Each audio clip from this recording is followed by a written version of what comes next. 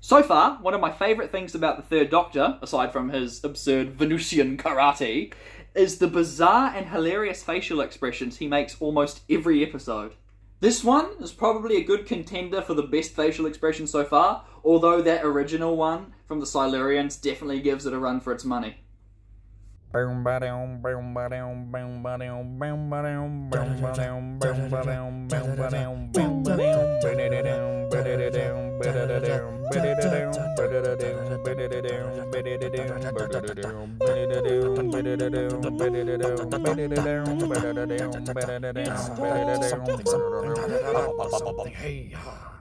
Doctor Who, The Mind of Evil, a 6-part serial from 1971 that continues the Third Doctor's exile on Earth with new companion Jo, old friend the Brigadier, and new nemesis the Master.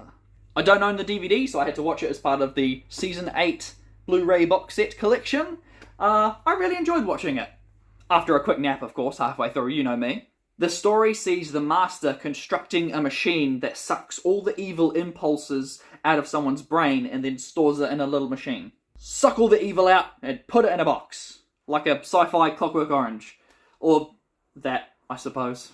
But of course, when the Master is involved, nothing is that simple. Before too long, the machine goes rogue after absorbing a bunch of prisoners' evilness. And grows too powerful, even for the Master. Meaning it's up to the Doctor, Jo, and a bunch of expendable unit soldiers to save the day. Also, there's a World Peace Conference that needs protecting.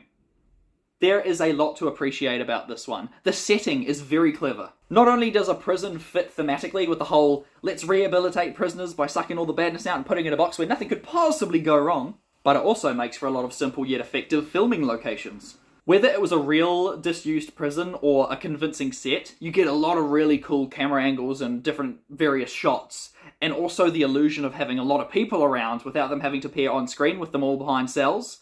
Call it the return of the overly loud sound effects whenever there's a prison riot. Ow. I also really like the initial setup with this machine that the Master creates. I say initial because, well, we'll get to that. After a few people suddenly die in inexplicable ways, whether it be drowning in a perfectly dry room or being mauled to death by cute fuzzy rats, despite there not being any rats around, we're shown that the machine can conjure a person's deepest fear and then use that to kill them. I thought it might be a mental thing, like the machine tricking someone's brain into believing they're dying in a horrible way. But with that one guy actually having water in his lungs, I had my doubts that were all but confirmed when this giant friggin' dragon thing appears.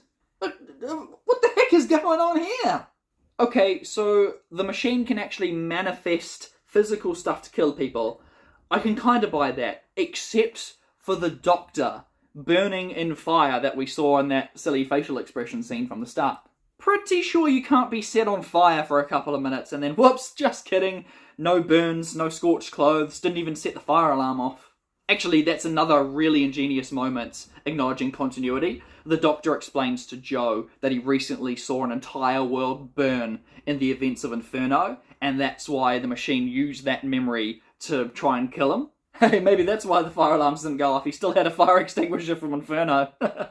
Alright, I can't really go any further without discussing how they kind of ruined the machine in the end in my eyes. Well, not ruined, but spoiled the appeal for me. Everything was good and fine until the damn thing starts teleporting.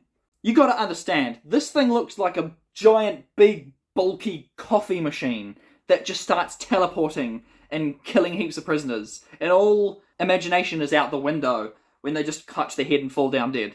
You don't even get to see what they died of. Not only that, but they kinda undid what they initially set up as well. I thought it was great that the Master constructed this mechanism, this machine, that was just aware enough to turn on him. But near the very end, they reveal that there is in fact a living sentient creature inside the machine. What? A black puddle of ooze with a single eyeball that could apparently withstand up to a nuclear blast? What? Oh, and spoilers for the ending. It just kind of dies by itself without any explanation. Lame. Oh well. When all's said and done, the peace conference is saved. Most of the prisoners have either been killed by the machine or shot by unit, and a lot of unit soldiers are dead. Not to mention, the Master has full control over his TARDIS again, leaving Earth but vowing one day to return and wreak havoc on the Doctor. AKA the very next episode. Bit weird to make it seem like the Master was about to leave the show for a while, because, as we know in the modern day, he's the main antagonist for the whole season.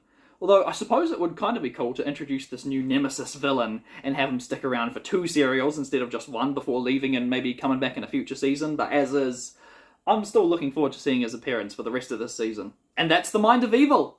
I enjoyed watching it, and for the first time in a while, it didn't really feel like the length was a detriment to the story. Joe got an absolutely badass moment putting a stop to a prison riot. The Brigadier wasn't annoyingly confrontational for a change. The machine using Daleks and Yeti to frighten the Doctor was a real neat touch. And once again, just like the previous serial, Terror of the Autons, the final victim of the Master came as an absolute gut punch, man. I would recommend this one. Honestly, the blurb in the Season 8 box set made it sound so boring, but I was pleasantly surprised. Thank you, as always, for watching. I really appreciate it. If you've checked out any of my Road to Concert vlogs in the last couple of weeks, awesome! Let me know what you think of them. Otherwise, tune in next week where we take a look at The Claws of Axos. Wow, I couldn't get through that one back in the day, so let's hope now that I have a newfound appreciation for Classic Who, I can find some enjoyment out of it. See you then.